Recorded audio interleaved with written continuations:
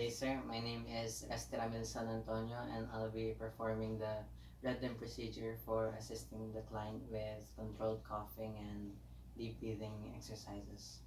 So, in the assessment phase, the first step is to check for the client's respiratory rate and their depth and chest expansions, and then we'll auscultate the client's lungs, and then we'll identify the client's activity pattern, as some clients may be uncooperative after strenuous activities.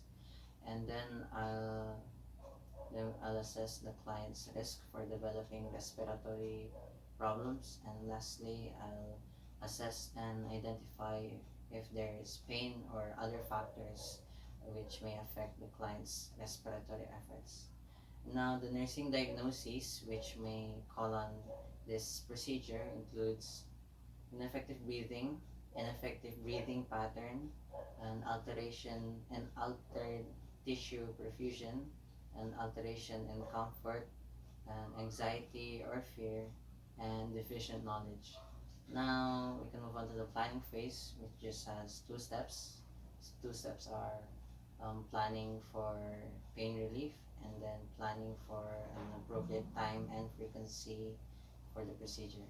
Now we can move on to the implementation phase. So the first step is to wash our hands and use alcohol. Then I'll explain the procedure to the patient. So, good evening, sir. My name is Ramil, and I'll be your nurse for today. I'll be assisting you with some deep breathing exercises to help make breathing easier for you. Then, can you sit up, sir? Yes. Thank you. Now I'll splinter the client's chest and abdomen using a pillow.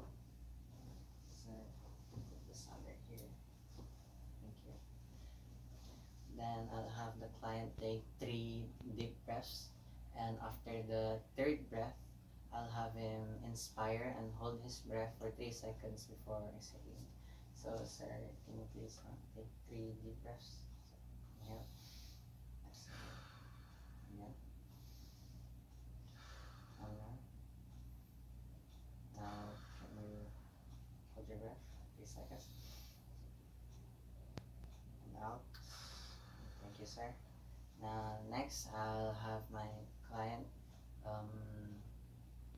exhale forcefully against a closed glottis and expire abruptly while flexing forward.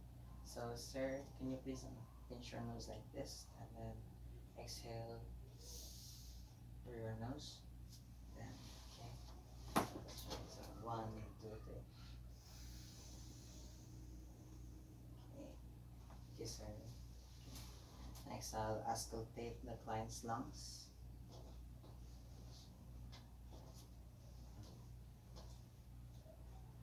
Thank you.